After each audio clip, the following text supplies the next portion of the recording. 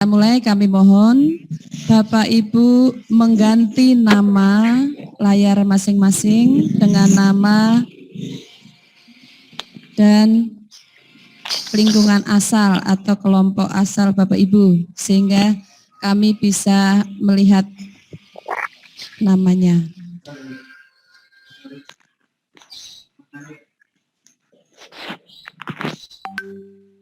Oh iya.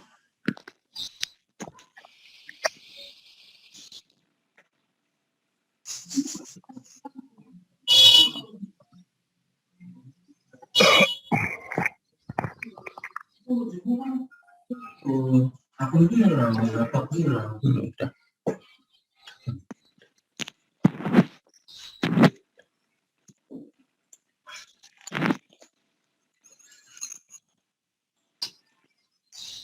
Mana?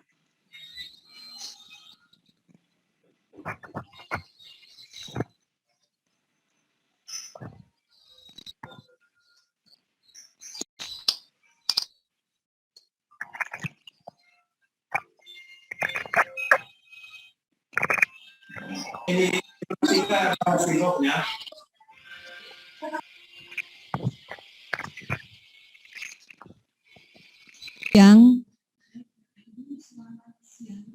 Selamat siang Ibu. Kami mengucapkan selamat siang dan selamat datang pada Zoom meeting dalam rangka sosialisasi PKSN 2021 Paroki Santo Gregorius Agung Kutabumi.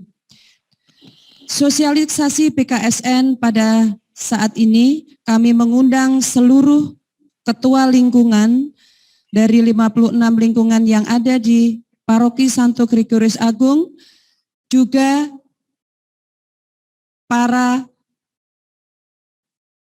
fasilitator dan prodiakon. PKSN pada tahun ini memilih tema Yesus Sahabat Seperjalanan Kita.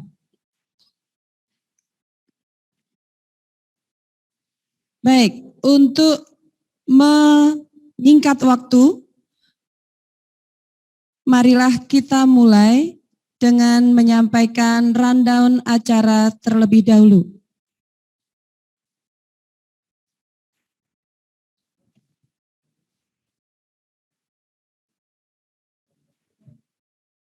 Baik, silakan di-share random acaranya. Jadi kita akan mengawali dengan lagu pembukaan, kemudian doa pembukaan, dilanjutkan dengan pendahuluan dari frater, akan masuk berikutnya ke pemaparan pertemuan pertama, pertemuan kedua, pertemuan ketiga, pertemuan keempat. Kemudian akan dilanjutkan dengan sesi tanya jawab. Setelah itu akan kita masuk ke acara berikutnya adalah sosialisasi Lomba BKSN 2021.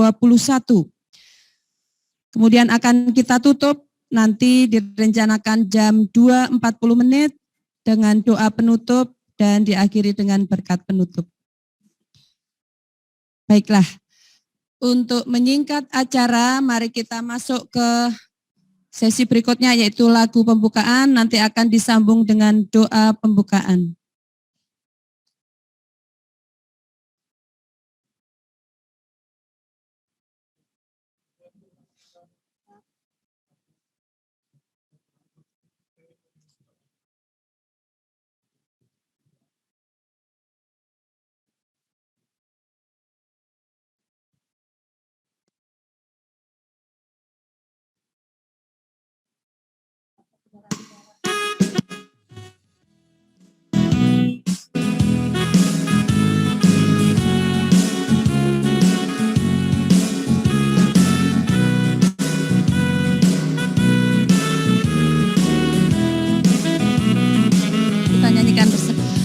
Ada satu sobatku yang setia, tak pernah dia tinggalkan diriku. Di waktu aku susah susah, waktuku sendirian, Dia selalu menemani diriku. Namanya Yesus, namanya Yesus, Nama Yesus Yesus yang menghibur hatiku. Namanya Yesus, namanya Yesus, nama Yesus yang menghibur hatiku.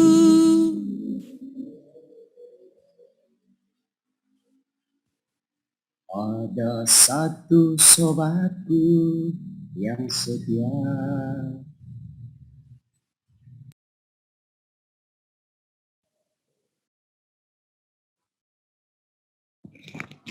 Ada satu sobatku yang setia. Orjen kemiu tolong dibuka Orjen. Tinggalkan diriku. Di waktu aku susah, waktuku sendirian, Dia selalu menemani diriku. Namanya Yesus, namanya Yesus, nama Yesus yang menghibur hatiku. Namanya Yesus, namanya Yesus, nama Yesus yang menghibur hatiku. Namanya Yesus, namanya Yesus, nama Yesus yang menghibur hatiku. Namanya Yesus, namanya Yesus, nama Yesus yang menghibur hatiku. Namanya Yesus yang menghibur hatiku.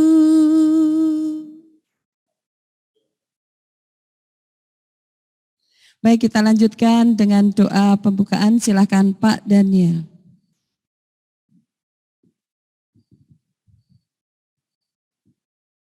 Baik, selamat siang Bapak Ibu dan Saudara terkasih. Kita akan mengikuti sosialisasi BKSN tahun 2021. Untuk itu mari kita mohon penyertaan Tuhan dalam acara siang hari ini. Tuhan beserta kita, dalam nama Bapa dan Putra dan Roh Kudus. Amin. Segala puji dan syukur Tuhan kami panjatkan kepadamu. Pada siang hari ini kami boleh berkumpul di tempat ini untuk menyampaikan sosialisasi Bulan Kitab Suci Nasional tahun 2021. Bapa yang baik, berkati kami semua, terutama para ketua lingkungan, para fasilitator dan prodiakon yang hadir mewakili lingkungan yang ada di Paroki Santo Gregorius Agung, agar dapat menerima sosialisasi materi yang akan disampaikan oleh panitia dari tim kerasulan Kitab Suci Paroki Santo Gregorius Agung pada siang hari ini dengan tema Yesus Sahabat Seperjalanan Kita. Bapak yang baik, berkati kami para fasilitator agar kami dapat menyampaikan materi ini dan dapat diterima dengan baik untuk disampaikan kepada umat. Berkati para jaringan, internet, dan apapun yang akan menyambungkan kami di dalam acara siang hari ini. Kami percaya Tuhan bahwa kami hadir di dalam nama-Mu. Berkati kami semua agar acara sosialisasi ini dapat berjalan dengan baik. Terima kasih Tuhan, semua ini kami serahkan kepadamu dengan perantaraan Kristus, Tuhan dan pengantara kami. Amin. Dalam nama Bapa dan Putra dan Roh Kudus. Amin. Terima kasih Pak Daniel atas doa pembukaannya. Selanjutnya kita akan mengundang Frater Galih untuk menyampaikan pendahuluan. Kami persilakan Frater Galih. Selamat siang, Ibu Bapak.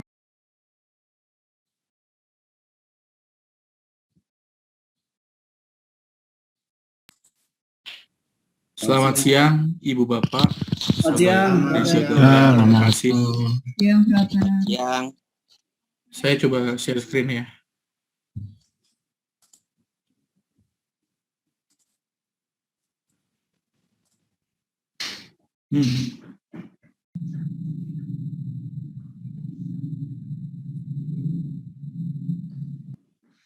Nah, kalau kita mengawali perjumpaan BKSN untuk penyuluhan kepada para ketua lingkungan, pertama yang mau disosialisasikan adalah temanya. Nama Yesus sahabat perjalanan kita. Share screen saya udah kelihatan ya? belum, brother. Belum. Sudah, Brother. Udah, brother. Oke, baik. BKSN 2021, Lembaga Biblika Indonesia mengambil tema Yesus sahabat perjalanan kita.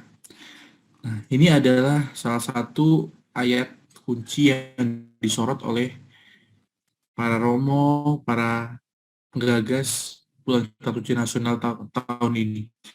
Janganlah akui, jangan takut.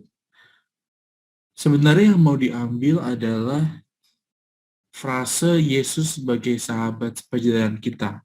Kenapa yang diambil adalah frase ini? Pertama, terinspirasi dari nanti akan dijelaskan dari masing-masing pertemuan, mulai pertama, kedua, dan tiga, keempat.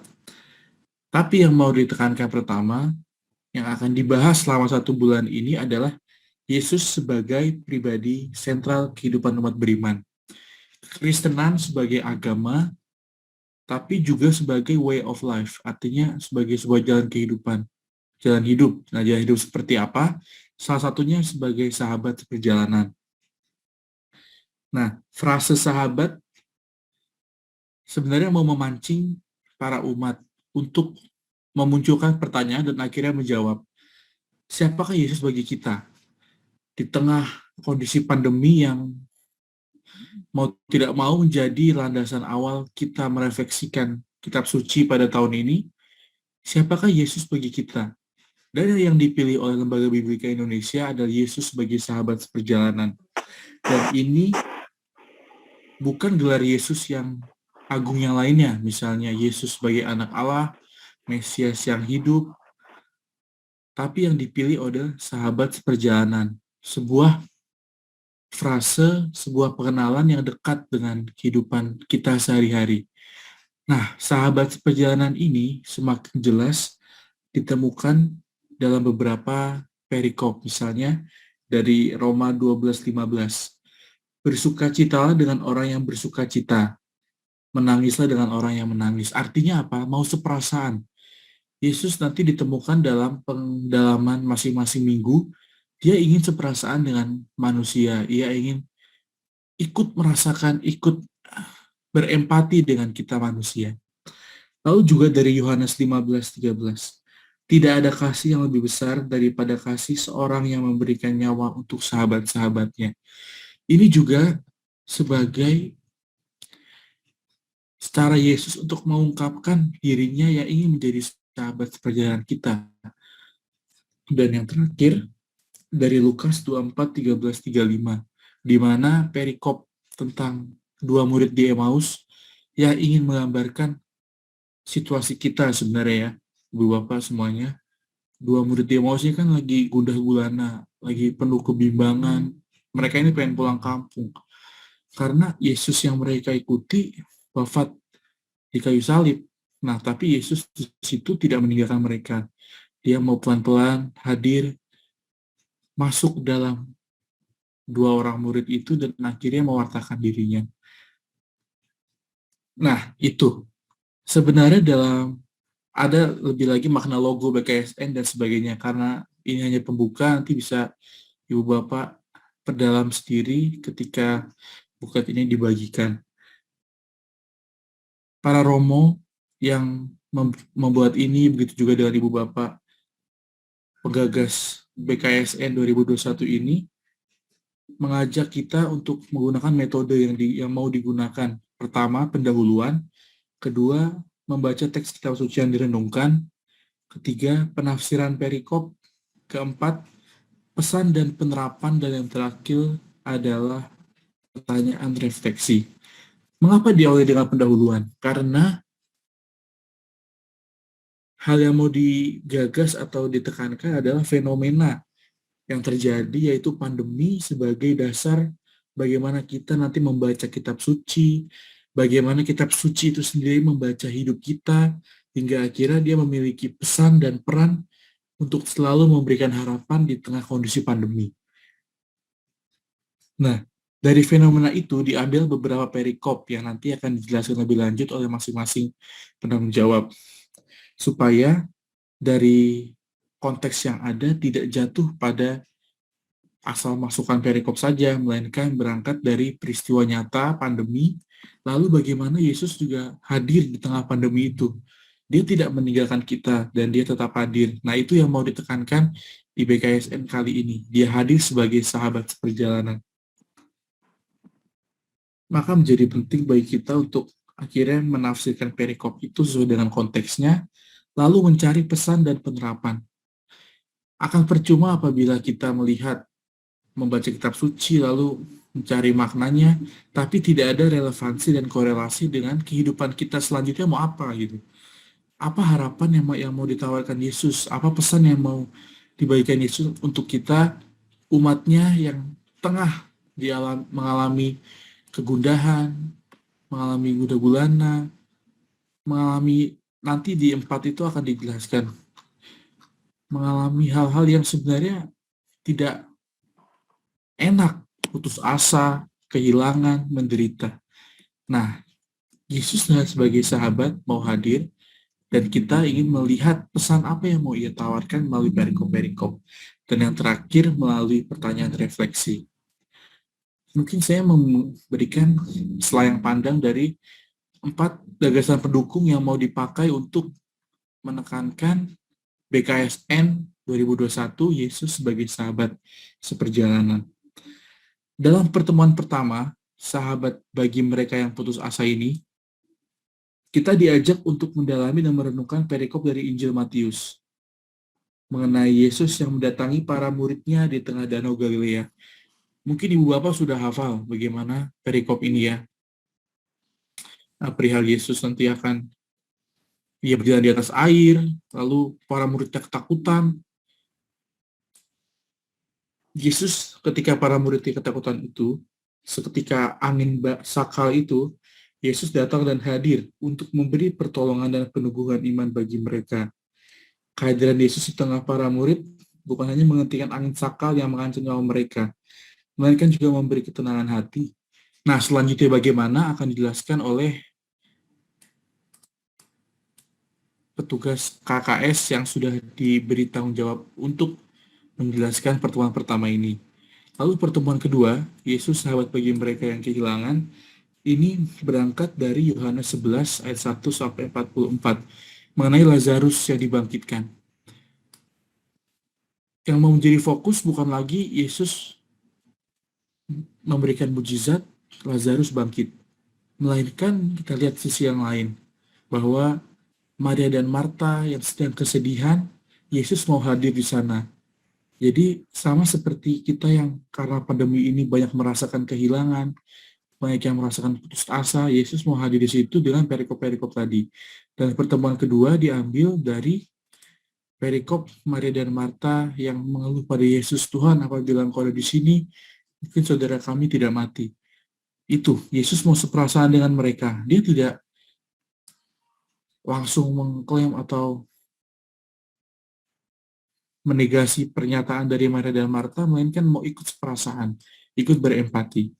Nah, sedangkan yang ketiga, Yesus sahabat bagi mereka yang menderita, ini kita berangkat dari Lukas 10, 25, 31, mengenai perumpamaan Yesus tentang orang Samaria yang baik hati.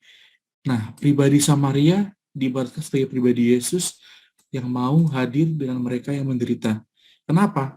Karena orang Samaria itu, Ibu Bapak sudah hafal ceritanya, sudah hafal analoginya.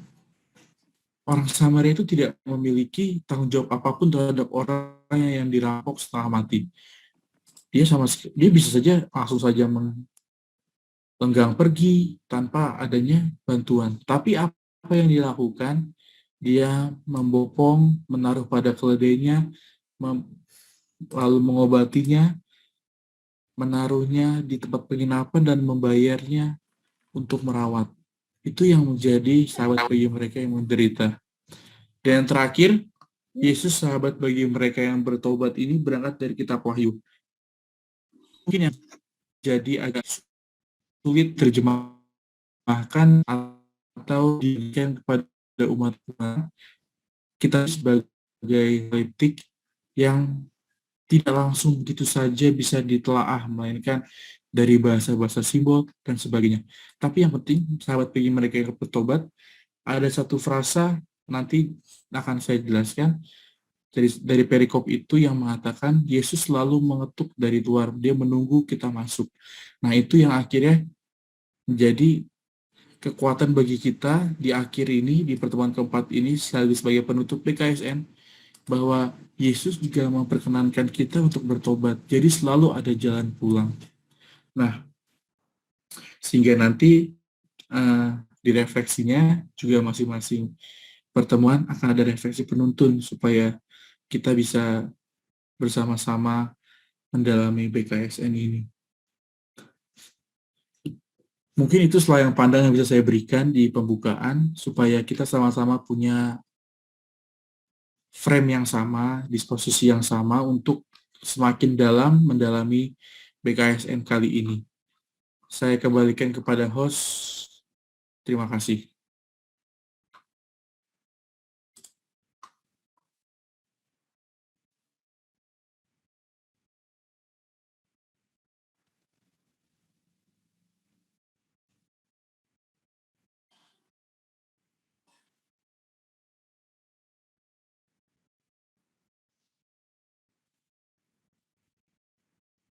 Silakan host.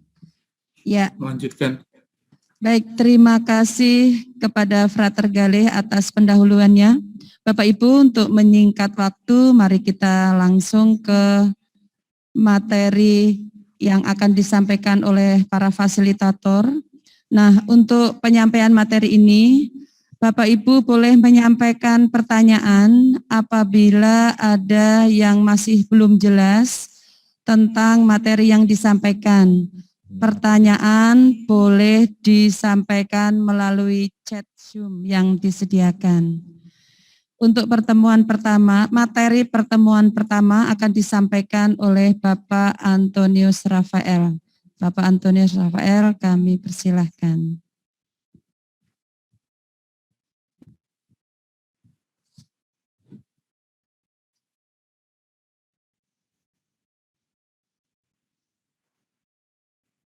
Selamat siang, Frater Galih, Bapak, Ibu, dan saudara-saudara sekalian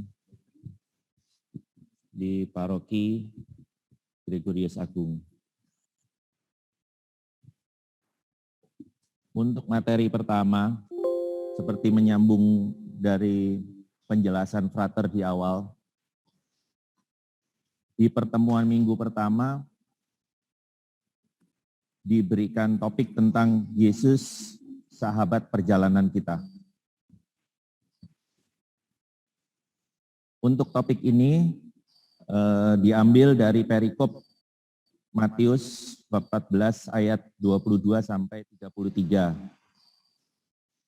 Perikop ini dimaksudkan atau diambil ditujukan bagi mereka yang putus asa. Seperti kita ketahui dengan keadaan saat ini,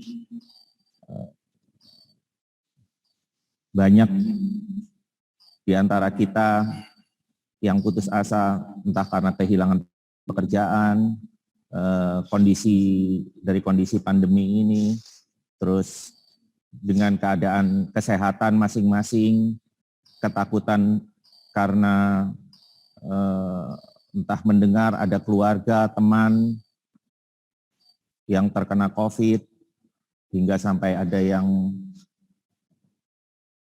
meninggal, sehingga kita sendiri membutuhkan kekuatan untuk bisa menghadapi keadaan ini. Dari pertemuan ini diharapkan atau difokuskan Yesus itu sebagai sahabat di dalam perjalanan kehidupan kita di saat ini. Diambil dari perikop tersebut,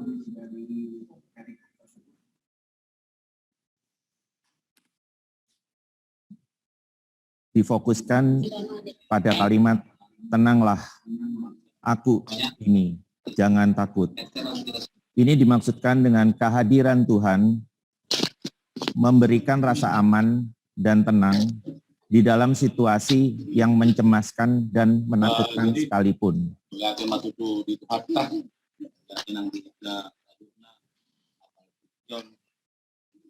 Gagasan dari Injil Matius ini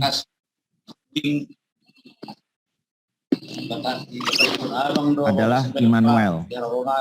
Injil Matius dengan yakin menegaskan bahwa kehadiran Allah di tengah-tengah umatnya bisa dirasakan dalam peristiwa Yesus Kristus. Yang kedua, kehadiran Allah dialami dalam kata-kata, ajaran, teladan, karya mujizat, penderitaan, wafat, dan kebangkitan Tuhan Yesus.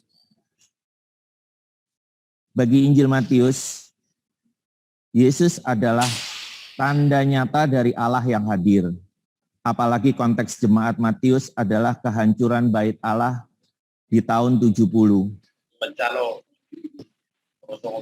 Yang saat itu menimbulkan satu pertanyaan, yaitu apakah Allah sudah tidak berpihak kepada umat? Yang terakhir dari gagasan ini adalah sebagai warta keselamatan yang harus didengar oleh orang-orang non-Yahudi. Jadi warta keselamatan untuk saat ini, jadi universal bersifat. Jadi untuk Yahudi maupun non-Yahudi.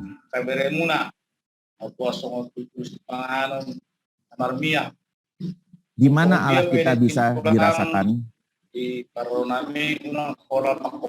Yang pertama, inilah pernyataan dasar yang mau dijawab dan ditunjukkan oleh Matius sepanjang Injilnya dari awal sampai akhir. Jadi kalau kita membaca itu apa suaranya dobel Pak? Bisa menjawab dari dasar pertanyaan bahwa di mana Allah itu bisa dirasakan. Bagi orang Israel, kehadiran Allah bisa dirasakan itu terlihat dari pengalaman rohani tokoh-tokoh besar dalam Perjanjian Lama. Kisah Abraham, kisah Musa, kisah Yosua, kisah Hakim, kisah Nabi-Nabi, Raja Daud, dan kisah Salomo. Untuk di Perjanjian Baru, terlebih untuk Injil Matius, Yesus itu digambarkan lebih daripada itu semua. Yesus itu bukan sekedar utusan tapi Yesus adalah kehadiran Allah sendiri. Di mana Yesus bisa dialami oleh jemaatnya, terutama bagi kita sekarang ya, yang sedang membutuhkan. Di Injil Matius dengan tegas dijawab di dalam diri gerejanya. Bisa dialami juga ketika umat berkumpul memanjatkan doa dalam nama Yesus. Ini ada di dalam Matius bab 18 ayat 20. Ketika gereja menjalankan tugas perutusannya untuk mewartakan kabar baik kepada semua makhluk, itu juga bisa dialami oleh jemaatnya, kehadiran Yesus. Ini diungkapkan dalam Matius 28 ayat 19 sampai 20 maksudnya. Yesus juga bisa dialami oleh jemaatnya melalui karya pelayanan dan pewartaannya. Jadi gereja harus sungguh hadir dan terlibat di tengah dunia, yaitu menjadi garam dan terang. Diungkapkan di dalam Matius bab 5 ayat 13 sampai 14.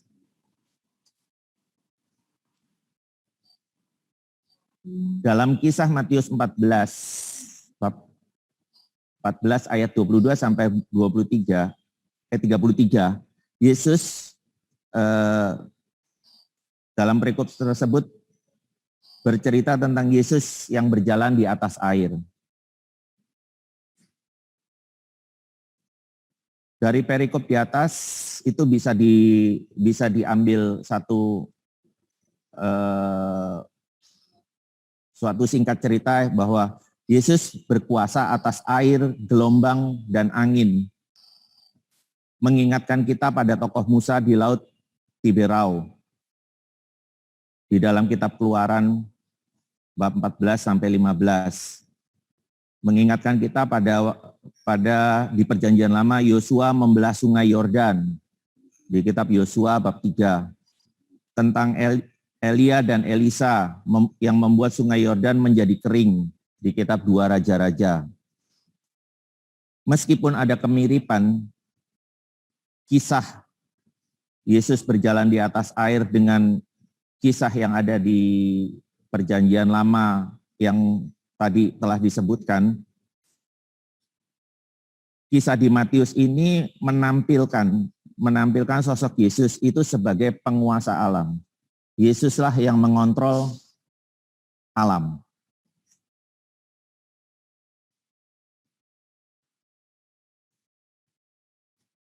Di dalam materi ini kita disajikan juga kita bisa membandingkan dua hal yang menarik di dalam kisah Yesus berjalan di atas air. Yang pertama, membandingkan antara Yesus dan para murid. Jadi peristiwa awalnya adalah Yesus naik ke bukit sedang berdoa dengan seorang diri sampai malam. Para murid diminta oleh Yesus untuk naik ke perahu. Nah, ketika pada waktu malam hari, Yesus datang kepada mereka dan berjalan di atas air dalam gelap. Ini menggambarkan Yesus sebagai penguasa alam. Pada waktu itu, para murid melihat Yesus jalan di atas air, mereka seakan-akan melihat hantu dan berteriak-teriak ketakutan.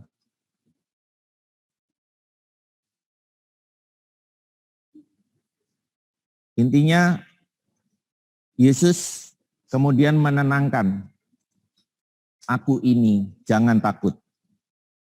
Setelah Yesus berbicara seperti itu, para murid tetap takut dan ragu. Dalam hal ini Petrus berkata, Tuhan, apabila Engkau itu, suruhlah aku datang padamu dan berjalan di atas air. Jadi Petrus meminta bukti bahwa itu yang dia lihat adalah Yesus sendiri, bukan hantu. Lalu Yesus memenuhi keinginan Petrus, lalu dia berkata, datanglah. Petrus mengikuti, turun dan berjalan di atas air seperti apa yang diminta oleh Yesus. Lalu Yesus mengulurkan tangan, memegang Petrus dan menguatkannya dengan berkata, "Hai orang yang kurang percaya, mengapa kamu bimbang?" Setelah dipegang, Petrus merasakan adanya tiupan angin, ia jadi takut tenggelam dan berseru, "Tuhan, tolonglah aku."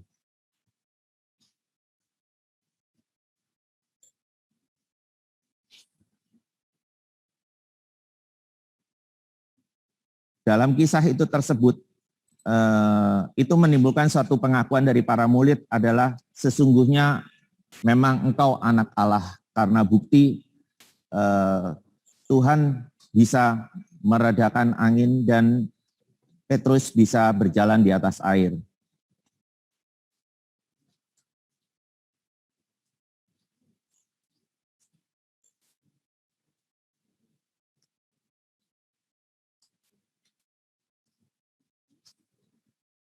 Dari peristiwa perikop di atas dapat kita menarik kesimpulan bahwa reaksi para murid di tengah badai bisa menjadi karena memang mereka adalah para nelayan yang sudah terbiasa menghadapi gelombang dan badai selama mereka di perahu dan mereka merasa aman-aman saja. Seruan pertama kepada para murid terhadap Yesus sungguh aneh, tapi masuk akal kalau dipahami situasinya. Yesus sedang tidak ada bersama mereka, lalu mereka melihat seseorang berjalan di atas air. Dan dipercaya itu oleh murid Yesus adalah sebagai pasti bukan manusia. Secara spesifik, murid Yesus salah satunya yaitu Petrus, itu dalam peristiwa itu bertransformasi. Dari orang yang kurang percaya, bimbang, lalu menjadi orang yang pribadi menyerupai Yesus. Nah, dalam kunci bertransformasi adalah doa. Doa menjadi kekuatan, bukan hanya formalitas atau hafalan belaka, apalagi dipaksa. Doa sudah menjadi bagian dari orang hidup beriman. Yesus adalah contohnya. Ketika mendengarkan dalam doa, maka kalimat tenanglah, datanglah, jangan takut, aku ini, itu menjadi kalimat yang menjadi kunci transformasi dari yang kurang percaya menjadi percaya. Kesadaran Tuhan yang selalu peduli. Sebelum para murid minta tolong, Tuhan sudah lebih dulu berinisiatif menolong. Menyadari kehadirannya yang menjadi lebih samar-samar bahkan tidak terlihat dikala hidup menjadi penuh tantangan. Menyadari kerapuhan dan keraguan kita dan terbuka terhadap uluran tangan Tuhan. Dan belajar dari setiap proses jatuh bangunnya kita sehingga kita bisa mengenal Dia yang spesifiknya Tuhan Yesus itu menjadi lebih dalam. Demikian untuk materi pertemuan 1. Untuk pertemuan berikutnya saya kembalikan ke Ibu ini. Terima kasih Pak Anton Rafael yang sudah menyampaikan materi pertama pada pertemuan pertama. Langsung kita akan masuk ke materi kedua, pertemuan kedua yang akan disampaikan oleh teman kita Bapak Aloysius Edu. Kami persilahkan Bapak Aloysius Edu untuk menyampaikan pembahasan pada pertemuan kedua PKSN tahun 2020-2021 ini. Mari silakan.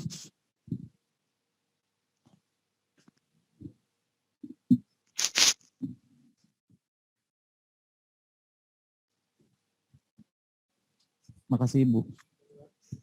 Cek. Kedengeran?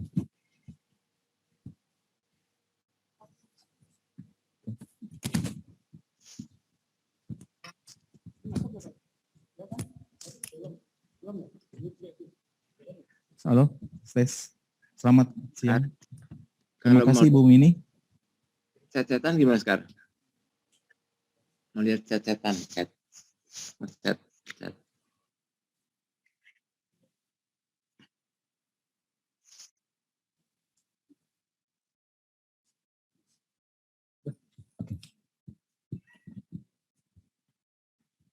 Buka masker Ya. aja.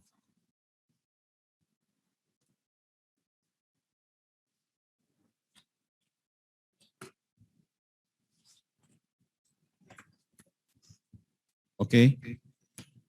Selamat siang Bapak Ibu sekalian. Perkenalkan nama saya Aloysius Edu. Saya akan membawakan sesi yang kedua pertemuan. Topiknya tentang Yesus sahabat bagi mereka yang kehilangan.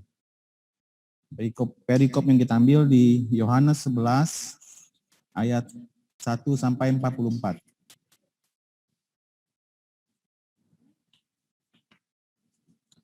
Latar belakang dari pertemuan kedua ini adalah kita melihat sebuah pemandangan yang memprihatinkan di saat ini, di pandemi COVID-19 saat ini, adalah kematian.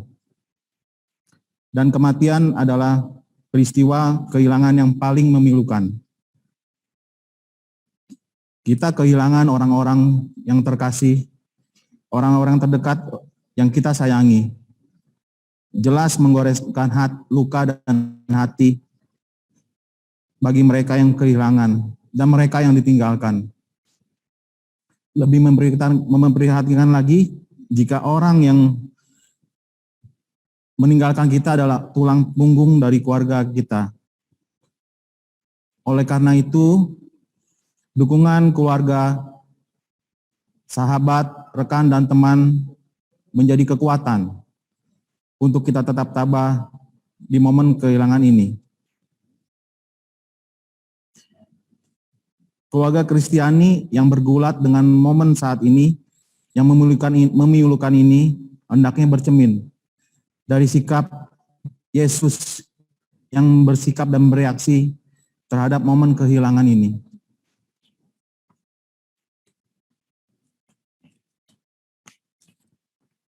Screen berikutnya, Ibu.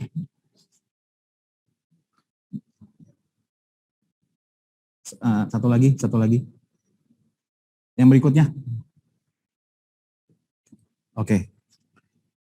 Pada pertemuan yang kedua ini kita akan membahas kisah tentang Lazarus yang dibangkitkan di perikop Yohanes 11 ayat 1 sampai 45. Perikop ini adalah salah satu mukjizat Yesus di dalam Injil Yohanes. Walaupun itu mukjizat, tapi juga menceritakan tentang sebuah kisah keluarga yang mengalami penderitaan dan kesedihan karena ditinggalkan oleh keluarganya. Ia mengalami kehilangan, yaitu kematian. Di perikop ini menceritakan tentang kisah Marta, Maria, dan Lazarus. Kita mengetahui Maria adalah seorang yang membasuh Yesus dengan rambutnya, dengan wewangian yang mahal. Dan Lazarus adalah saudara dari Maria dan Marta. Next.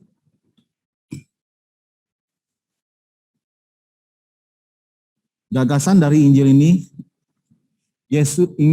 adalah Yesus menyingkapkan Allah Bapa kepada kita manusia supaya mereka dapat mengenal Allah dan dibebaskan sekaligus diubah dengan pewahyuan tersebut.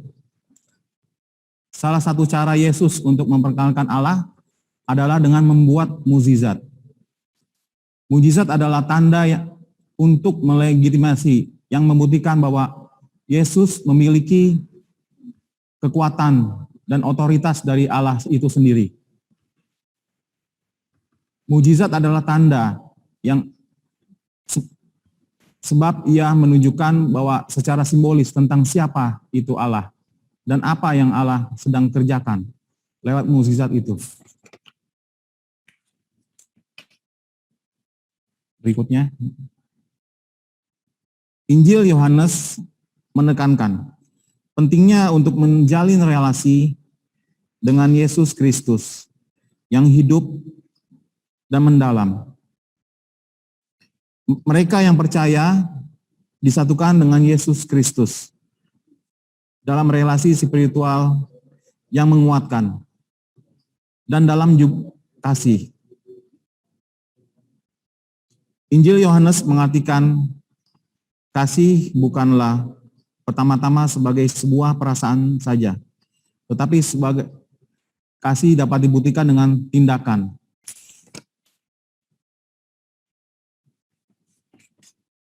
Kita menuju perikop Yohanes 11 ayat 1 sampai 45.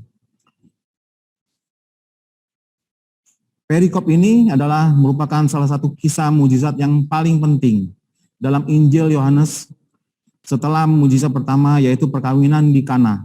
Itu kita lihat di Yohanes 2 ayat 1 sampai 11. Dan puncak dari tanda mujizat Yesus itu adalah pada Injil Yohanes 11 1 sampai 45 ini, yaitu tentang sebuah pemakaman. Perikop ini juga mengangkat tema iman akan Allah.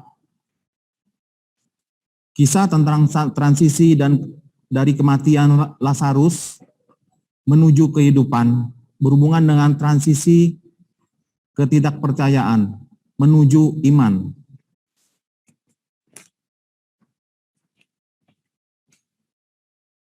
Sejumlah peristiwa seputar pembangkitan Lazarus ini juga mengisyaratkan akan apa yang nanti terjadi dengan Yesus yang pergi ke Yudea untuk mati dan dibangkitkan dari kematian. Maria saudari Marta yang pergi ke kubur untuk meratap di sana dan bertemu dengan Yesus. Mengantisipasi Maria Magdalena yang meratap di makam dan bertemu dengan Yesus yang bangkit. Itu di Yohanes 20 ayat 11 sampai 16. Kisah tentang pembangkitan Lazarus ini mencakup dari ayat 54. Namun mengingat relevansi perikop ini dengan tema BKSN ini, kita akan membatasinya sampai dengan ayat 45 saja.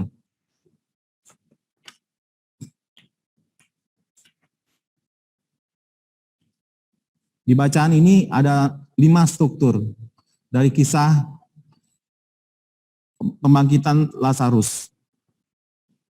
Ayat pertama sampai 6 itu adalah introduksi, perkenalan. Di mana bagaimana itu keluarga Betania? Siapakah Lazarus? Marta dan Maria. Apa pentingnya kota Betania? Apa persoalan yang menimpa keluarga itu? Dan bagaimana sikap dan reaksi Yesus terhadap persoalan yang menimpa keluarga itu? Yang kedua, struktur yang kedua adalah keputusan. Di ayat ke-7 sampai ke-16. Di mana Yesus memutuskan untuk pergi ke Yudea. Dan Thomas memutuskan supaya para murid menemaninya. Bagaimana pertentangan antara Yesus dan para muridnya atas keputusan Yesus yang untuk tinggal 2 hari di tempat itu. Dan apa arti perkataan Yesus? Lazarus, saudara kita, telah tertidur.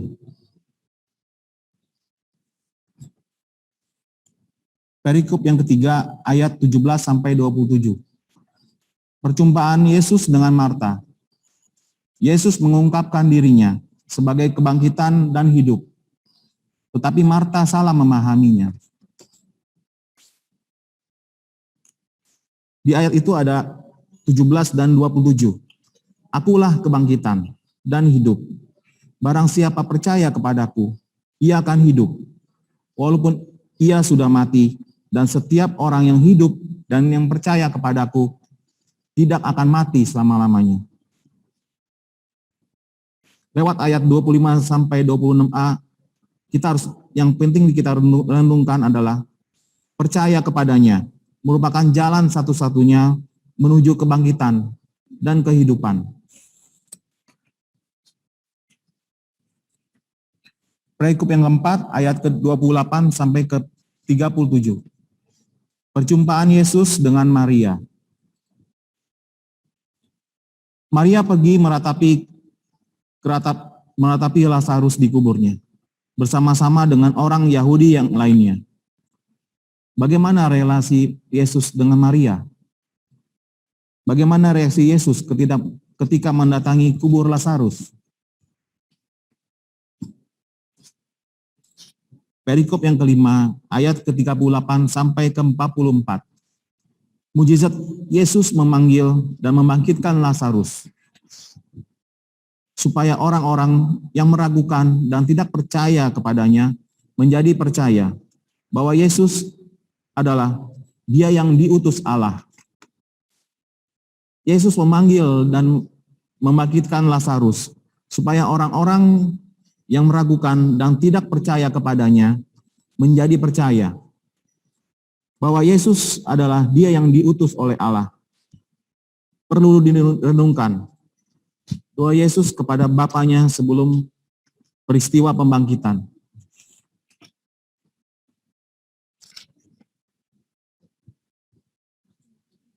Bagaimana pesan dan penerapan dari kisah ini, perikop ini? Sosok Yesus yang penuh kuasa untuk mengatasi kematian sekaligus yang peduli dan berbelas kasih terhadap para sahabat dan keluarga yang mengasihi dan dikasihinya. Bagaimana keakraban dan kedekatan Yesus dengan keluarga Betania membuat dirinya peduli dengan segala persoalan yang menimpa keluarga tersebut. Kehadiran Yesus di tengah keluarga yang kehilangan pertama-tama bertujuan untuk memberikan penghiburan daripada mengadakan mukjizat. Yesus datang dan hadir di tengah keluarga untuk membangkitkan dan menghidupkan. Kita kembali kepada pertanyaan reflektif untuk para umat di lingkungan. Dari perikop ini kita melihat, terutama di ayat ke-38, di mana Yesus bermasigul duka yang sangat mendalam di kubur Lazarus. Tapi bagaimana juga reaksi dari tanggapan kita sebagai manusia, tanggapan Marta, tanggapan Maria, dan orang banyak menyaksikan mukjizat yang Yesus berikan. Bagaimana Dia adalah sumber Allah yang hidup, yang membangkitkan orang-orang yang meninggal, orang-orang yang kita kehilangan kita. Ini adalah pertanyaan reflektif yang mungkin nanti dibahas oleh Bapak Ibu sekalian pada para umat di lingkungan. Sekian dari sosialisasi dari pertemuan kedua yang diutarakan oleh saya. Untuk kemudian akan diberikan kepada Ibu Mini, dipersilakan.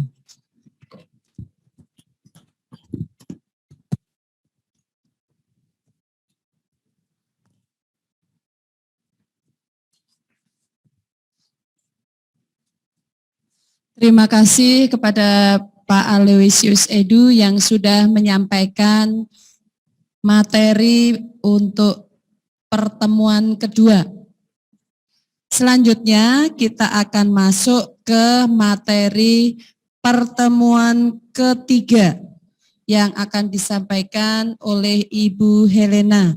Bapak Ibu, sekali lagi kalau ada pertanyaan terkait dengan materi yang disampaikan oleh para fasilitator, boleh disampaikan melalui chat Zoom. Baik Ibu Helena, kami persilahkan.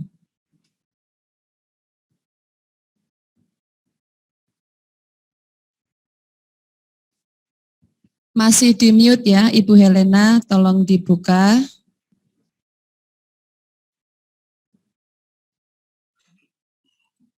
Oke, sudah Bu. Frater, selamat siang Bapak Ibu yang terkasih. Saya diminta untuk pertemuan yang ketiga. Pertemuan ketiga ini mungkin bagi kita sudah tidak asing, orang Samaria yang murah hati. Orang Samaria yang murah hati ini menjadi judulnya dalam BKSN ketiga, Yesus adalah sahabat bagi yang menderita. Bapak Ibu yang terkasih, sepertinya bagi kita sudah sangat dekat dengan Yesus ketika kita mengalami penderitaan. Ya, memang hidup kita senantiasa selalu ada bersama Yesus, dan kita juga tiada orang yang mau hidup menderita. Namun dengan salib yang harus kita tanggung, kita ambil bagian dalam penderitaan. Dan saya percaya Bapak Ibu yang terkasih, meskipun mengalami penderitaan, baik kecil atau sedang, kita tetap bersatu bersama Yesus, karena kita tahu Yesus adalah sahabat bagi kita yang mengalami penderitaan. Namun penderitaan ini akhirnya juga seringnya mendatangkan sukacita bagi kehidupan kita secara pribadi atau keluarga. Meskipun sangat pedih, kita harus melewati peristiwa-peristiwa yang kita alami. Khususnya masa pandemi ini, banyak dari saudara-saudara kita mengalami penderitaan terpapar oleh COVID dan juga penyakit lainnya. Namun kita tetap percaya bahwa Yesus senantiasa hadir dalam pribadi kita. Dialah yang menguatkan iman kita untuk terus kita berjalan bersama Dia. Dan kita percaya apapun yang kita lakukan, Yesus selalu menyertai kita, sehingga kita merasakan bahwa Yesus adalah bisa juga menjadi obat bagi kita, yaitu ketenangan dalam melangkah hari lepas hari, sehingga kita dapat melewati peristiwa yang kita alami. Pada siang hari ini kita diperkenankan oleh Yesus sendiri untuk berkumpul melalui ritual ini untuk mendalami BKSN. Allah menolong dan memberi perhatian khususnya kepada orang yang menderita, dipandang rendah dan miskin. Itu secara teologinya. Pemungut cukai dan orang berdosa datang kepada Yesus mendengarkan, yaitu Lukas 15 ayat 1-2. Lalu yang poin kedua, Yesus menantang prasangka buruk terhadap orang Samaria. Kita tahu orang Samaria yang menderita disembuhkan, lalu yang datang kepada Yesus hanya satu orang. Itulah yang sesungguhnya yang dialami. Lalu perikop ini dibagi bisa menjadi 4 bagian. Dari yang ayat 25 itu, yang pertama, seorang ahli Taurat berdiri dan mencobai Yesus, "Guru, apa yang harus kuperbuat untuk memperoleh hidup yang kekal?" Ini yang ayat 25. Kalau dibagi itu menjadi 4 bagian, 25 sampai 28, 29 sampai 32, 33 sampai 35, yang terakhir 36 sampai 37. Itulah yang dikehendaki oleh perikop ini. Semoga Bapak Ibu bisa memberikan kepada teman-teman kita di lingkungan. Lalu yang 26, Yesus menjawabnya dengan menanyakan apa yang dikatakan Taurat tentang hal itu, apa yang tertulis dalam hukum Taurat, apa yang kau baca di sana. dalam hal ini Yesus dicobai oleh ahli Taurat. Ia menanyakan kepada Yesus,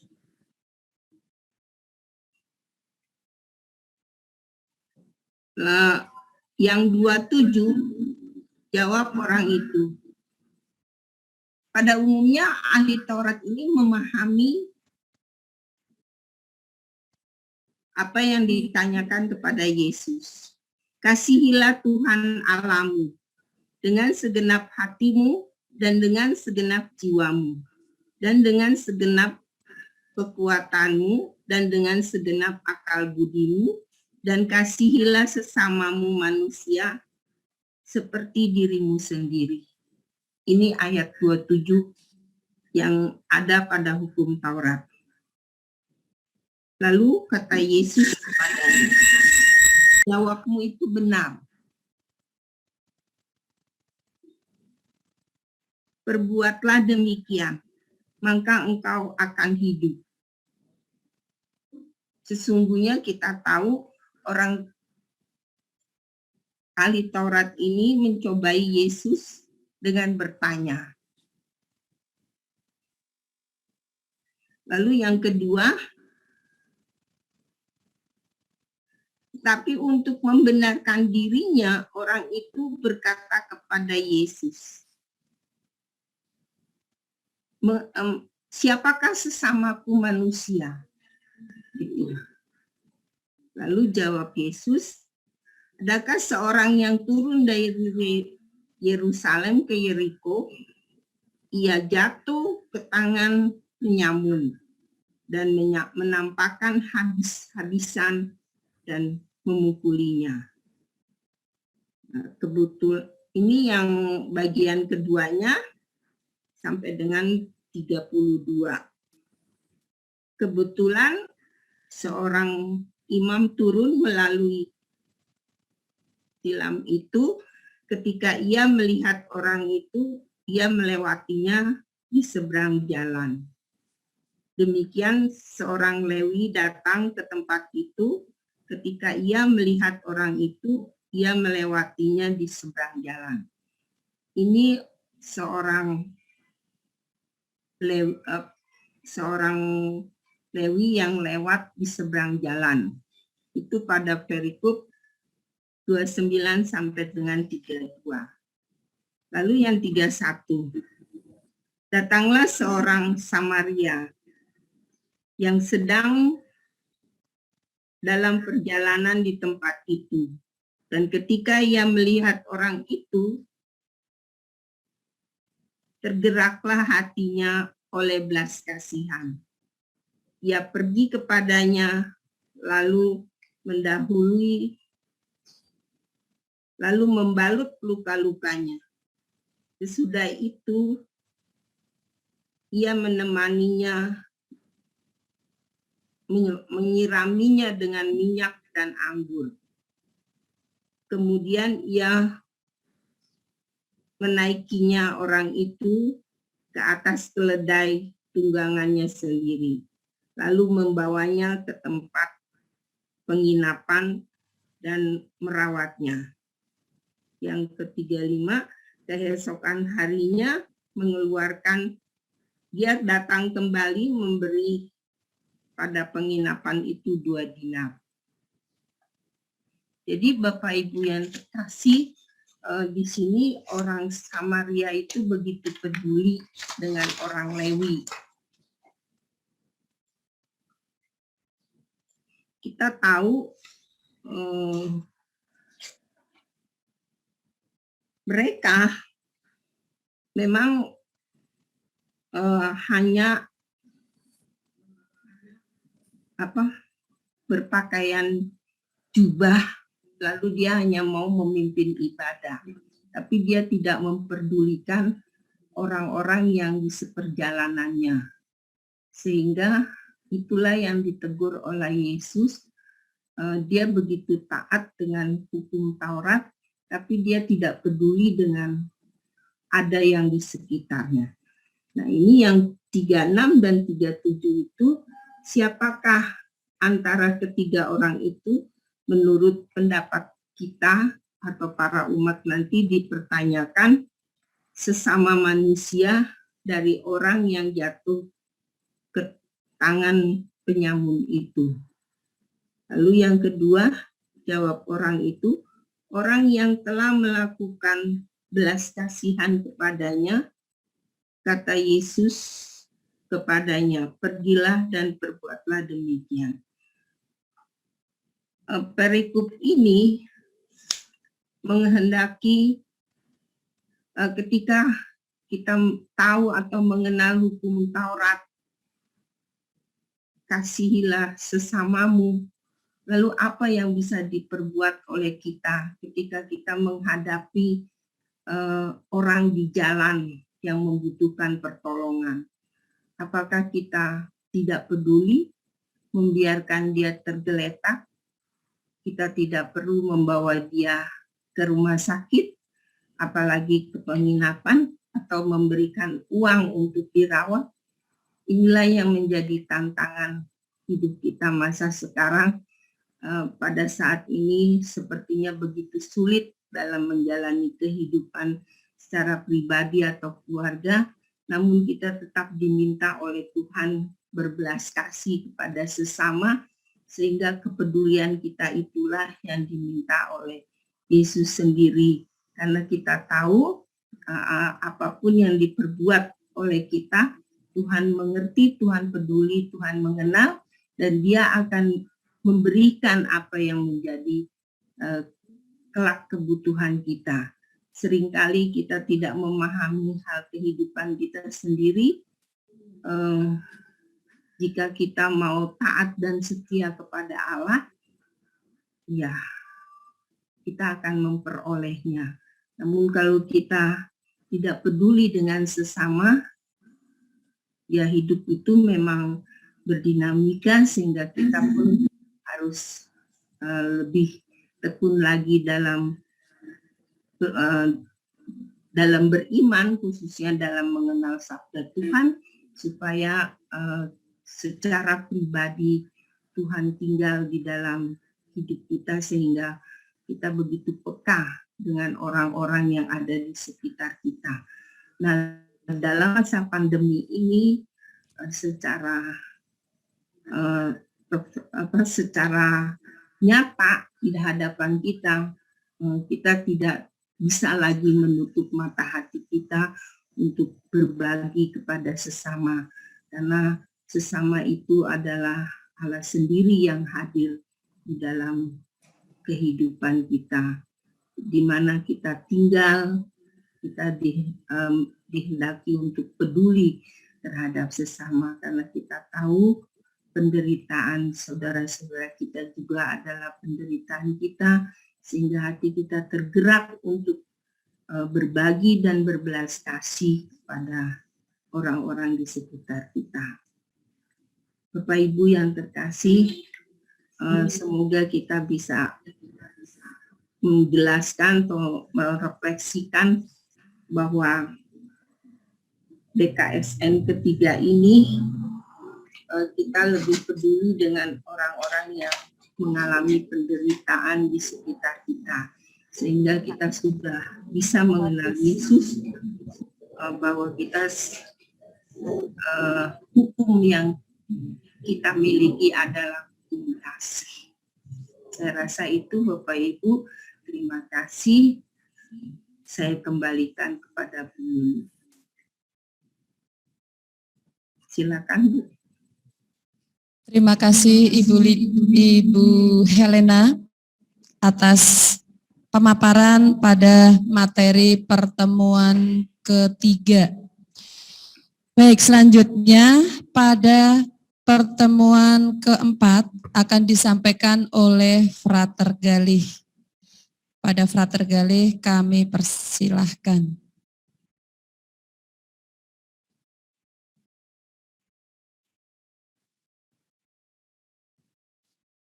Frater Galih. Iya Bu, iya. Ya. Selamat siang menjelang sore kembali Ibu Bapak yang terkasih.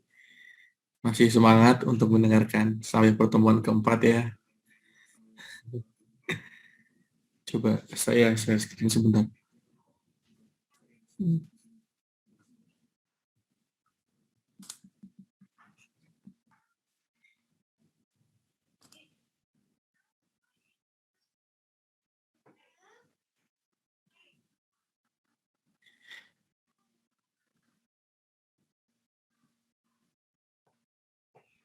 Pertemuan keempat, kita berangkat dari Wahyu 3, 14, 22. Surat kepada jemaat di Laodikia.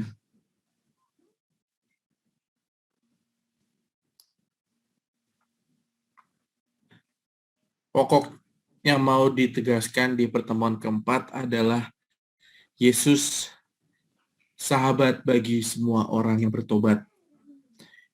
Di pandemi ini, sekali lagi Ibu Bapak, pandemi jadi konteks ya, jadi konteks PKSN, pendalaman kitab suci kita pada tahun 2021 ini. Jadi semua dilandasi dengan kondisi pandemi, efek-efeknya mulai dari penderitaan, kita putus asa, tinggalkan orang-orang yang dikasihi, dan sebagainya. Nah, sampai pada pertemuan keempat, kira-kira dari pandemi yang kita rasakan, ada dua fakta yang boleh kita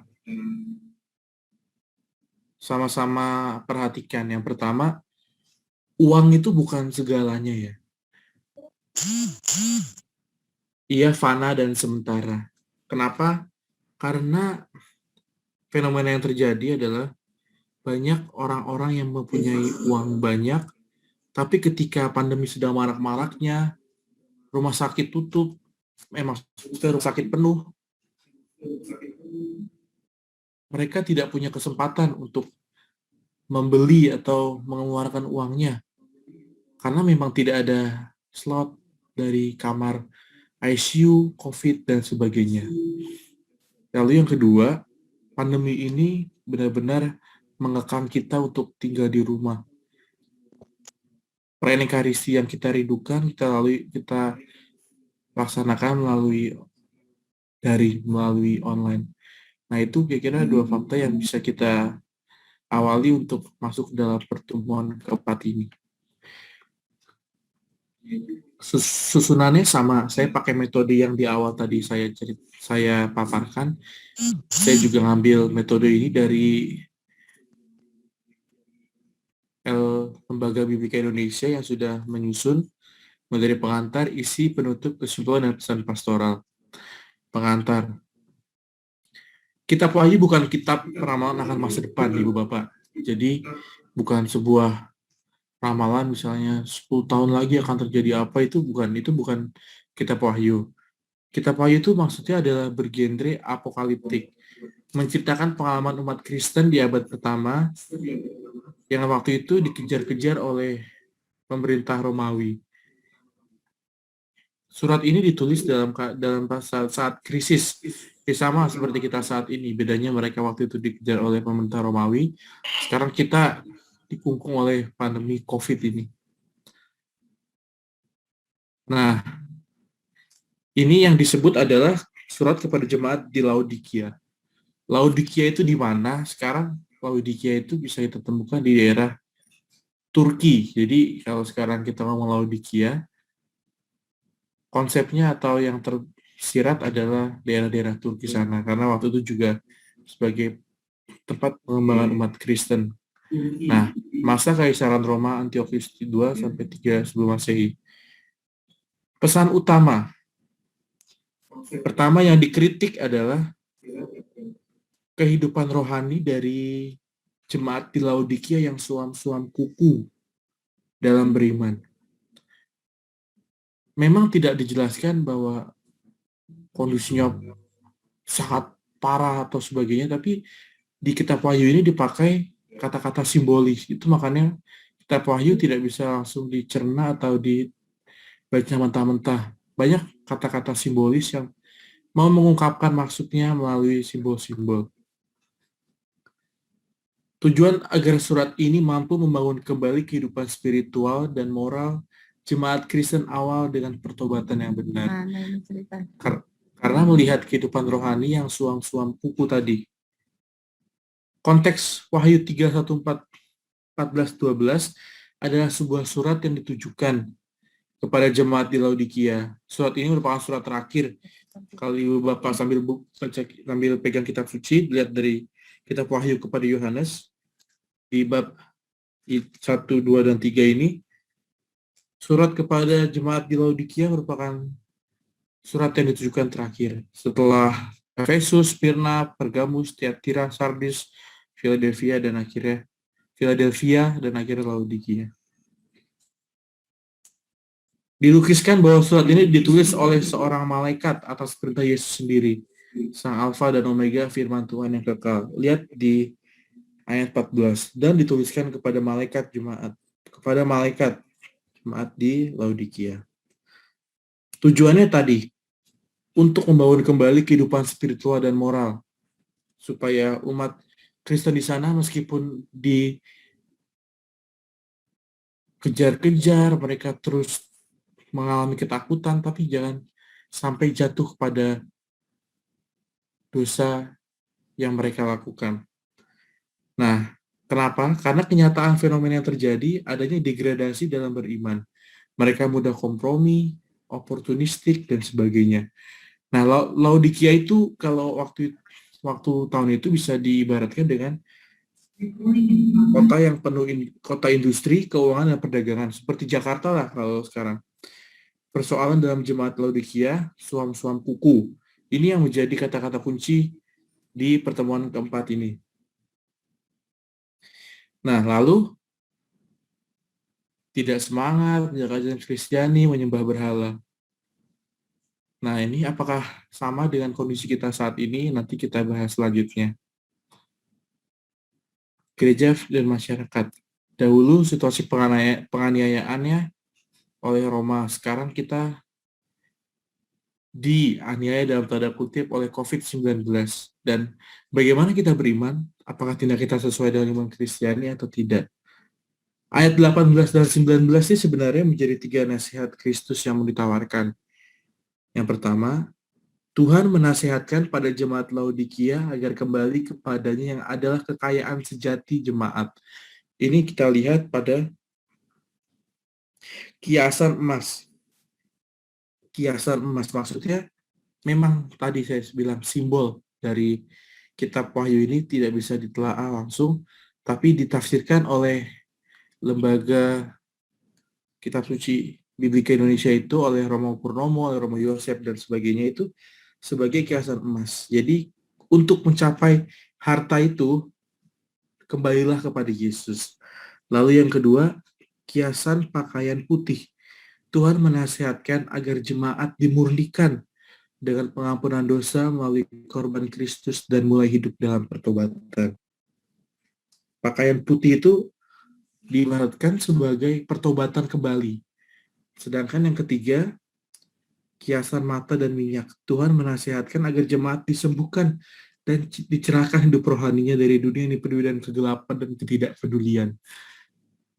Itu kata-kata simbolis yang dimaknai oleh Romo Purnomo sebagai penggagas PKSN kali ini seperti itu.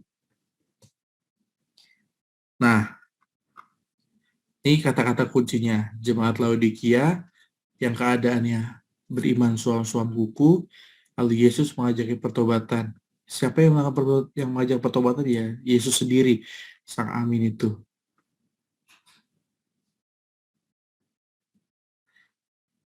Nah, dari fenomena yang ada, lalu kita melihat pandemi, mencari inspirasi dari surat kepada jemaat di Laodikia, dan kita sekarang masuk pada mencari pesan dan penerapan. Yang pertama, kita diajak untuk mawas diri agar tidak menaruh harapan pada harta yang fana. Karena kotanya tadi seperti kota Jakarta, kalau kita bayangkan itu, jemaat di Laodikia itu uang tuh buat mereka seperti segalanya. Padahal di kehidupan selanjutnya kita saat ini bahwa memang uang penting, tapi bukan satu-satunya dan bukan segalanya. kita lebih diajak untuk mengarahkan dan mengakarkan hidup kita pada Tuhan sebagai harta sejati. Ya seperti COVID, orang-orang yang punya uang, kalau memang pelayanan rumah sakit penuh, mereka tidak bisa ditolong oleh rumah sakit gitu. Lalu yang kedua, uang harta godaan paling berat adalah godaan paling berat bagi gereja dan masyarakat. Merasa diri cukup sehingga Tuhan ditinggalkan dan bukan lagi sebuah kebutuhan. Krisis pandemi mengajak kita untuk merefleksikan kembali apakah benar yang saya cari selama ini tuh memang sudah seharusnya itu yang saya cari atau belum.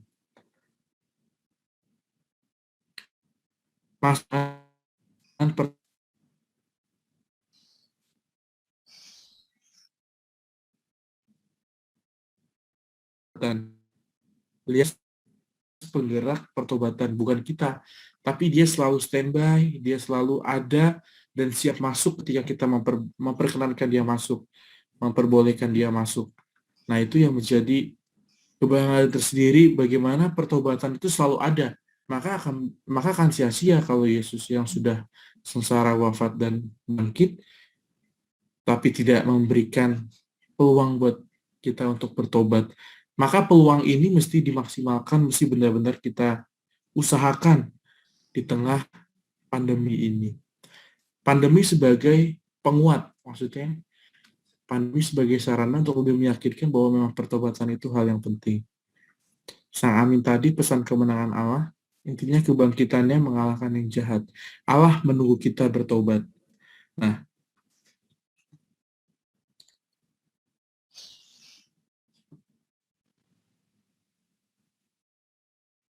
Wahyu yang berbicara tentang ajakan Yesus kepada jemaat Laodikia untuk bertobat, serta mempraktikkan nilai dan hidup sebagai orang Kristiani dengan lebih bersemangat.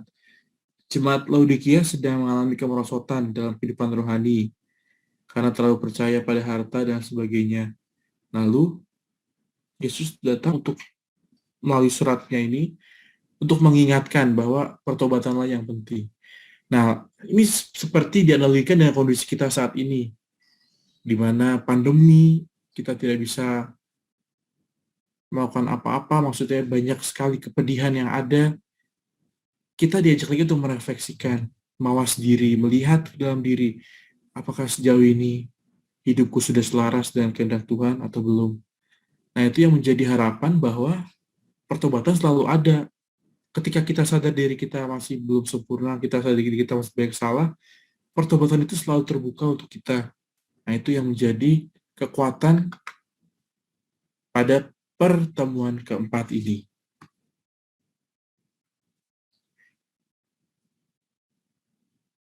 Kitab Wahyu sebagai undangan dan ajakan merupakan penutup yang sangat indah di rangkaian BKSN tahun 2021 ini.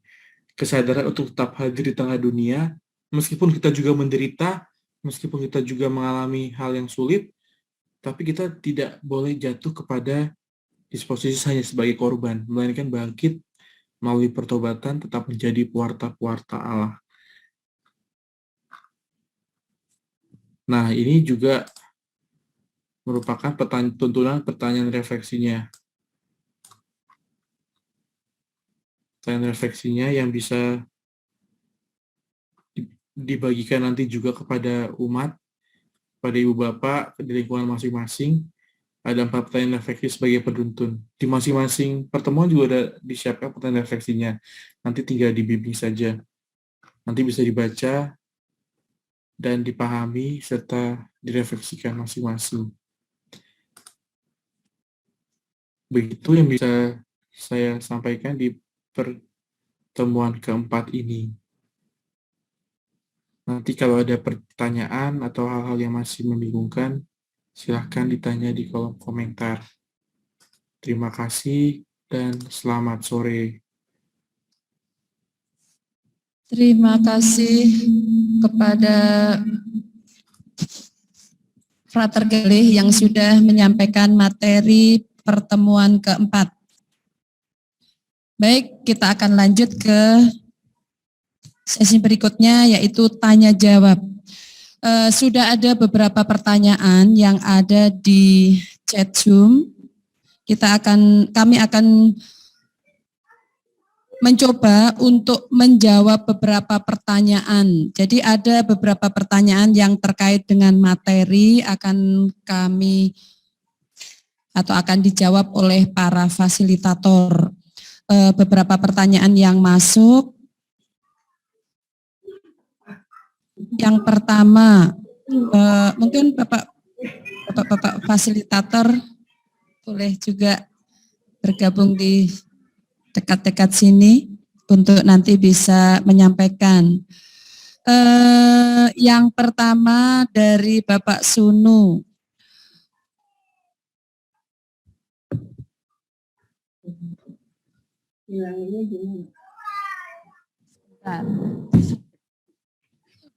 Baik, dari Bapak Sunu menanyakan apakah bisa atau apakah tidak lebih baik apabila dijelaskan juga struktur dari seluruh pertemuan untuk tiap-tiap minggunya sehingga kita bisa mengetahui apa kaitannya antar pertemuan itu dengan tema pokoknya, tema pokok pada BKSN tahun ini. Itu yang pertama. Yang kedua ada juga pertanyaan tentang bagaimana bukunya, apakah bisa dibagi.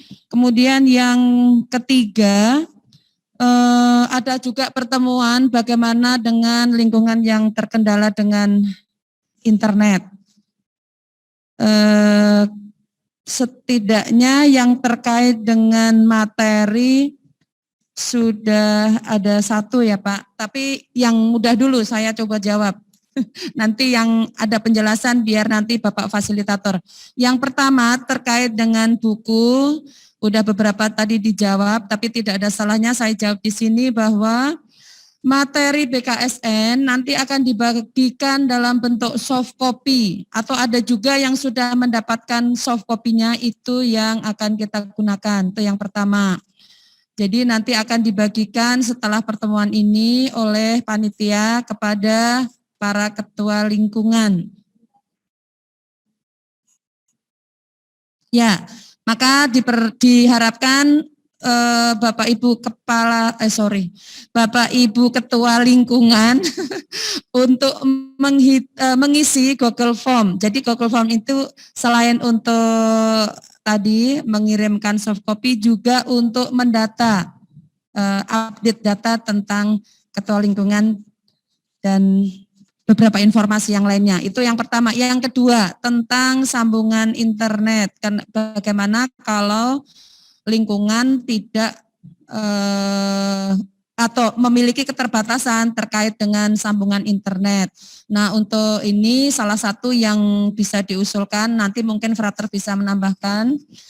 Yang pertama bisa juga dengan sistem BKSN keluarga. Jadi ini materi kan bisa nanti Bapak Ibu share ke umat lingkungan masing-masing. Kalau memang keterbatasan internet atau data atau kuota dan yang lainnya boleh per keluarga membuat BKSN-nya masing-masing. Bisa juga seperti itu. Nanti akan ditambahkan mungkin dengan yang lain tentang itu ya, tentang keterbatasan internet. Kemudian yang berikutnya tadi kaitannya dengan struktur pertemuan dari minggu ke minggu, bagaimana kaitannya dengan materi pokok. Nah, ini Bapak Anton selaku fasilitator sekaligus perwakilan dari paroki di Dekenat akan menjelaskan bagaimana kaitannya. Dimohon untuk host bisa share screen terkait dengan introduction. Silakan Pak. Terima kasih Bu Mini. Selamat siang Bapak-Bapak, Ibu, Frater juga.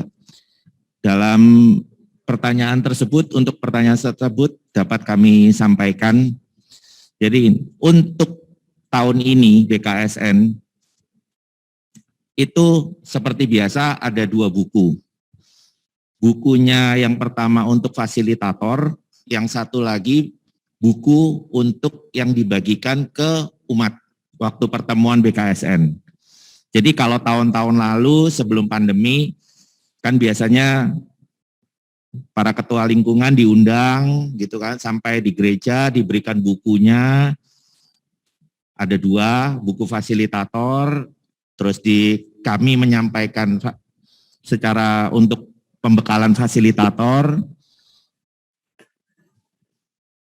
dan buku untuk umat.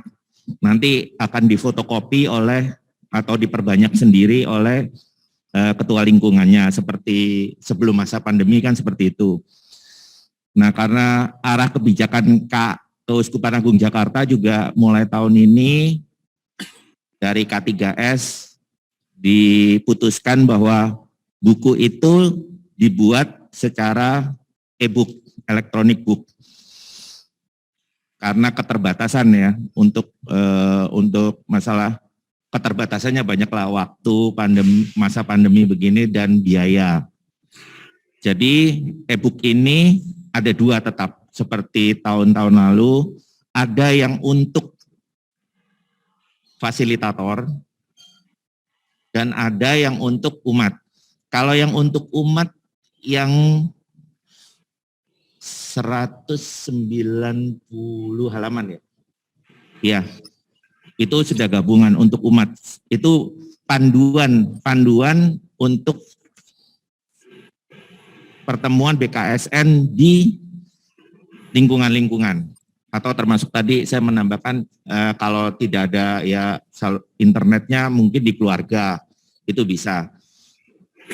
Nah, ini terlampir di layar. Ini yang untuk umat. Nah, ini bisa diperbanyak. Jadi 2 jenis e-book ini, kalau yang sekarang ada di layar, ini bisa diberikan kepada seluruh umat di lingkungannya masing-masing. Nah, yang kami tadi sampaikan itu ada e-book juga, tapi untuk fasilitator-fasilitator. Jadi sebetulnya fungsi hari ini itu sama, yaitu untuk memberikan bekal fasilitator di lingkungan. Nah, bukunya untuk fasilitator ada sendiri. Bisa tolong ditampilkan. Fasilitator. Untuk fasilitator.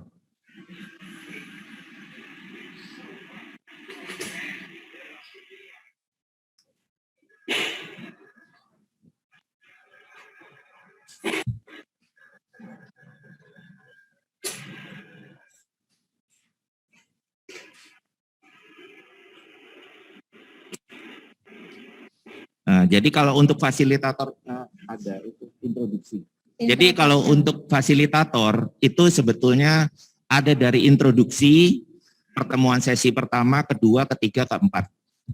Nah, tadi yang disampaikan di awal oleh Frater itu adalah introduksi. Nah, menyangkut pertanyaan dari Bapak Sunu, yang tadi mungkin secara strukturnya sebetulnya bisa kita pahami untuk buku fasilitator yang ada ini, di introduksi. Jadi bagian-bagiannya, bab per babnya itu secara poin-poin dan spesifik itu sudah tercantum di sana. Dan ini bukunya untuk fasilitator maupun umat sama se-Keuskupan Agung Jakarta. Jadi pedomannya seperti itu. Demikian dari saya. Terima kasih.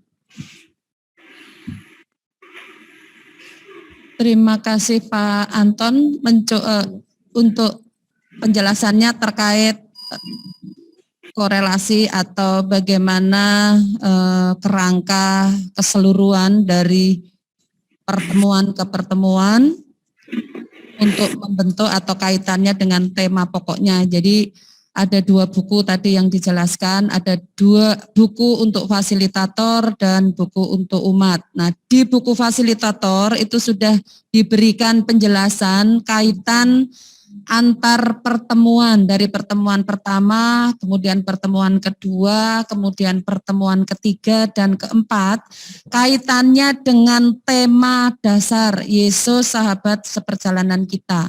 Jadi ada di situ.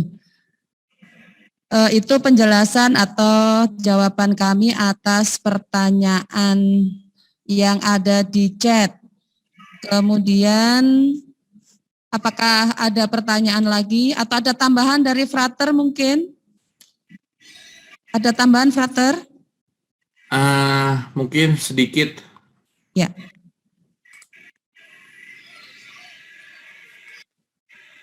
Silahkan Frater.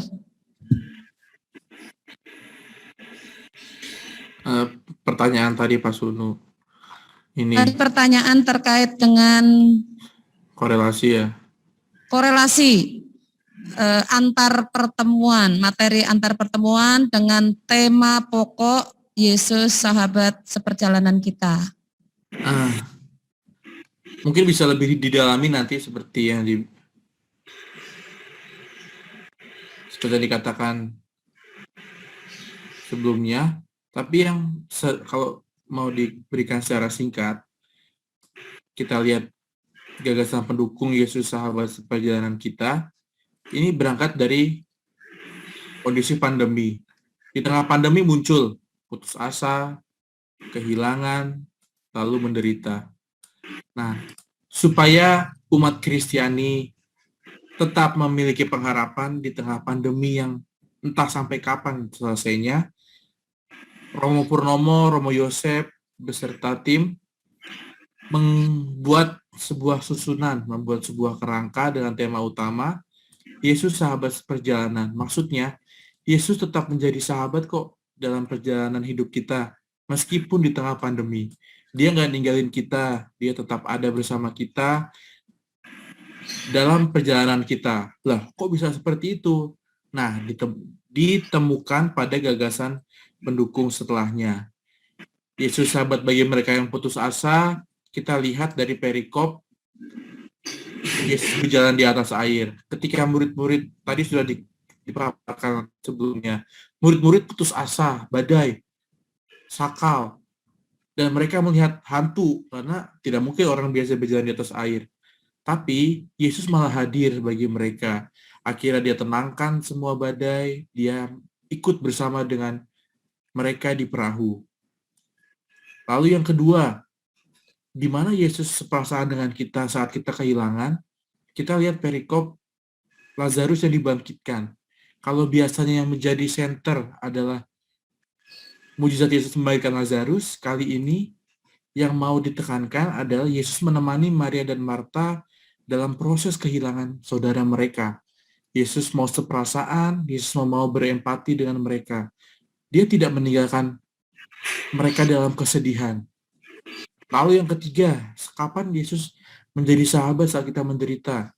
Kita lihat, dia memberikan contoh orang Samaria yang baik hati, tanpa adanya hubungan ikatan apapun, tapi tetap mau menolong tanpa adanya imbalan. Sama seperti Yesus yang tetap mau menemani kita dan menolong kita di saat-saat kita menderita. Dan akhirnya adalah ajakan untuk bertobat. Bahwa kita ini masih diberi kesempatan untuk bertobat, meskipun kita ini orang-orang berdosa, tapi Yesus selalu mengetuk pintu. Kapanpun kita mau bertobat, dia siap untuk masuk dan menerima kita. Itu Pak yang menjadi korelasi, bahwa akhirnya Yesus sahabat seperjalanan kita memang benar-benar sahabat seperjalanan. Dia nggak hanya ngomongnya aja, aku adalah sahabatmu, atau ya ntar lu gua temenin deh. Tapi dia memang hadir dalam perikop-perikop ini dan bisa kita temukan dalam perikop-perikop ini. Mungkin akan lebih kaya lagi nanti ketika di lingkungan mulai ada sharing, pengalaman-pengalaman pribadi itu yang pasti semakin meneguhkan dan akhirnya tujuannya satu, BKSN menjadi sumber harapan di tengah pandemi. Meskipun pandemi yang ada itu semakin terasa sulit, tapi jangan pernah putus harapan karena Yesus sebagai sahabat selalu menemani kita dalam perjalanan. Mungkin itu yang bisa saya sampaikan dari sosialisasi BKSN kali ini. Begitu. Terima kasih. Baik, terima kasih Frater. Jadi tadi yang disampaikan Frater Galis sudah memperjelas dari struktur tema dan juga pertemuan ke pertemuan ya. Baik Bapak Ibu, karena waktu juga maka sesi tanya jawab dan tadi saya lihat di chat juga sepertinya sudah tidak ada lagi. Kita akhiri sesi tanya jawab, kemudian kita akan masuk ke bagian berikutnya yaitu sosialisasi lomba BKSN 2020-2021. Mohon host tolong share screen terkait dengan lomba-lomba dalam rangka BKSN.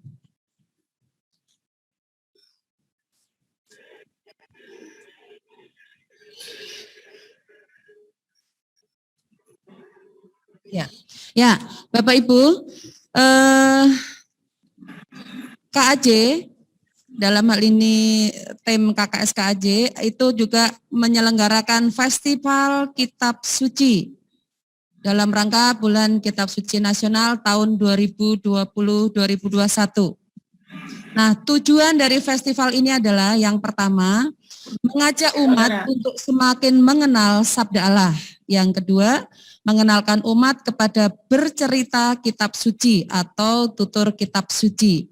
Kemudian yang ketiga, menggali kreativitas umat dalam karya kerasulan kitab suci dengan menggunakan media sosial. Nah, beberapa lombanya adalah seperti ini. Yang pertama, lomba tutur kitab suci. Peserta lomba adalah umat di KAJ. Tutur kitab suci atau durasi videonya adalah 5-10 menit. Nah, sekarang kita lihat tahapan lomba. Tahapan lomba itu adalah seleksi tingkat paroki, seleksi tingkat dekanat, dan tingkat KAJ. Kategorinya ada 3, kategori anak-anak, ada usia 8 sampai 13 tahun, remaja usia 13 sampai 18 tahun, dan dewasa di atas 18 tahun. 18 tahun ke atas. Teknis pelaksanaan tingkat paroki. Pelaksanaan lomba dilaksanakan oleh paroki. Untuk paroki Gregorius Agung, kami menerima video lomba tutur kitab suci dari semua umat yang berkenan berpartisipasi. Video kami tunggu paling lambat tanggal 7 September. Jam 12 siang ya. Oke, kemudian Putus, Bu. dari tingkat Suaranya paroki itu akan putus-putus. mewakili paroki untuk berlomba di tingkat dekanat. Kemudian pemenang dekanat akan menjadi perwakilan dekanat pada tingkat KAJ. Tanggal pentingnya udah ada di layar, nanti akan di-share juga ini. Baik, itu berkaitan dengan lomba tutur kitab suci. Kita selanjutnya masuk ke kriteria penilaiannya. Nah, kriteria penilaian ada 4, penampilan, sikap, mimik, body language-nya, kemudian bagaimana komunikasinya, dan seterusnya, juga teknik bertuturnya, bagaimana dinamika suaranya, keras lembutnya, kemudian ekspresinya juga. Kemudian pemahaman cerita, jadi si penutur itu pasti diharapkan memahami atas perikop yang dipilih. Kemudian pesan sesuai dengan isi perikop, apa yang disampaikan di akhir video. Selanjutnya, perikop yang dilombakan. Di sini disediakan 10 perikop yang disediakan. Silakan dipilih salah satu dari yang ada ini. Semuanya menarik. Demikian perikop 1 sampai 10 ya Bapak Ibu. Yusuf dan saudara-saudaranya kemudian menyeberangi laut Tiberau. Kemudian yang ketiga adalah Bileam dan keledainya. Keempat, Salomo, raja yang bijaksana. 5 Daniel di gua singa, 6 Yunus mengingkari panggilan Tuhan, kemudian perumpamaan tentang gadis-gadis yang bijaksana dan gadis-gadis yang bodoh, 8 perumpamaan seorang penabur, kemudian perumpamaan tentang uang mina, kemudian yang terakhir adalah perkawinan di Kana. Itu tadi materi lomba tutur kitab suci. Berikutnya, lomba berikutnya adalah lomba video fasilitator pendalaman kitab suci. Nah, ini bagian dari Bapak Ibu semuanya. Ya, karena Bapak Ibu kan sudah biasa menjadi fasilitator di lingkungan masing-masing, Anda semua bisa mencoba untuk lomba ini. Nah, tahapan lomba ini ada 2, yaitu tingkat paroki, kemudian pemenang paroki akan langsung mewakili untuk tingkat KAJ. Nah, teknik pelaksanaannya adalah seperti itu. Untuk tingkat paroki juga ditunggu sampai tanggal 7 September. Baik, itu tentang lomba video fasilitator. Berikutnya, yaitu lomba foto kreatif. Nah, ini bagi Bapak Ibu yang memiliki minat tentang fotografi, boleh ada kesempatan untuk mengikuti lomba foto kreatif. Nah, ini pesertanya adalah lingkungan di KAJ. Berarti kelompok ya. Jadi foto-foto yang diambil ketika ada kegiatan lingkungan, tentu terkait dengan PKSN. Nah, di situ ada tanggalnya, postingan paling lambat setiap hari Minggu jam 22. Jadi ini lombanya dibuat per minggu, setiap 1 minggu ada 1 pemenang. Kemudian lomba terakhir adalah Miracle Challenge. Ini ada pesertanya adalah umat di KAJ. Semua umat dipersilahkan. Kalau yang foto kreatif tadi kolektif lingkungan, kalau yang Miracle Challenge itu pribadi. Jadi bisa perorangan. Nanti pengumuman ini juga akan kita bagikan kepada ketua lingkungan. Demikian Bapak Ibu, satu lagi terkait dengan materi lomba, silakan dikirim boleh disampaikan? Kirimnya ke email KKS Santo Gregorius Agung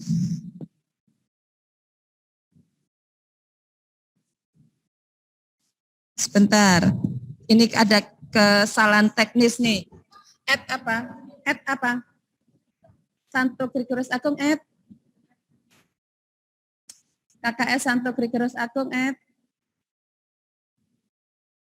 Ya, nanti akan dituliskan di live chat. Tolong dituliskan di chat ya, alamat emailnya. Ini sudah pada kesiangan. Maaf Bapak Ibu, panitianya agak-agak nggak apa-apa. Jadi nanti materi lomba bagi Bapak Ibu atau umat yang ingin berpartisipasi dalam 4 macam lomba itu, silahkan dikirim ke alamat email yang ada di chat Zoom pada hari ini. Ya, nanti akan dibagikan.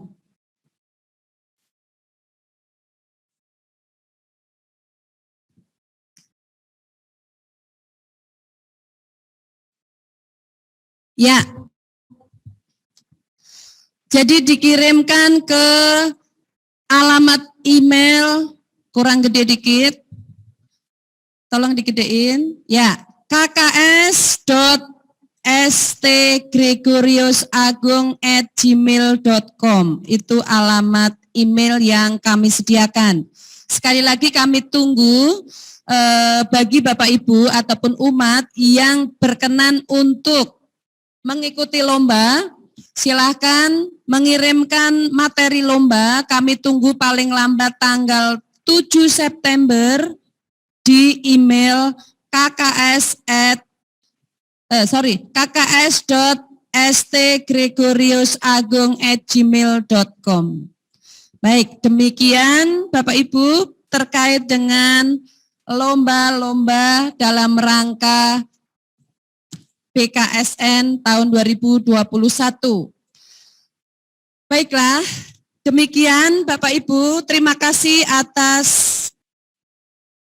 perhatian dan kesediaannya untuk ikut bergabung dari jam 1 tadi sampai hari ini ya, cukup 2 jam. Tapi kami bersyukur karena masih bisa bertahan untuk sampai titik ini.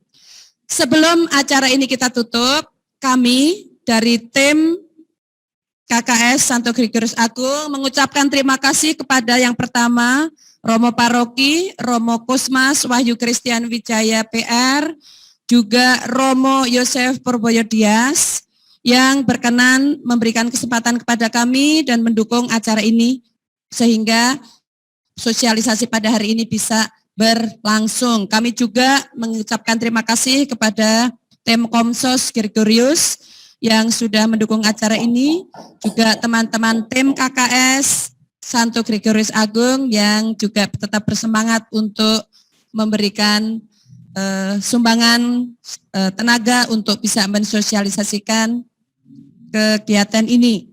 Juga kepada Bapak Ibu yang terlibat semuanya, kami mengucapkan terima kasih. Nah, sebelum acara kita mulai, kami harapkan untuk semua peserta membuka kamera karena kita akan mengambil foto.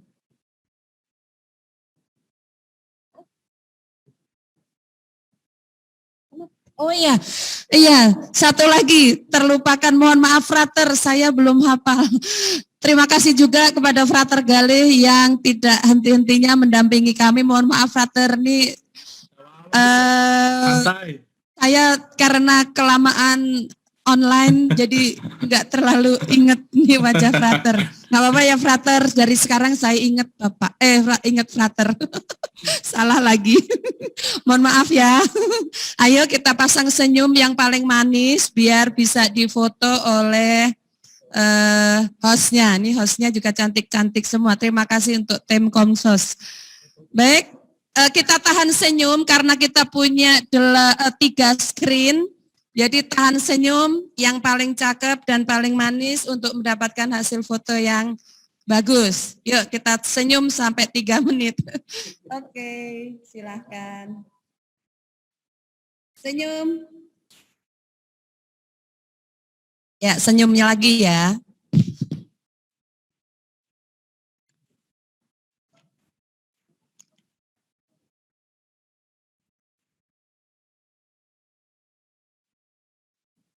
Oke, terima kasih senyum manisnya, terima kasih semangat-semangatnya Bapak Ibu.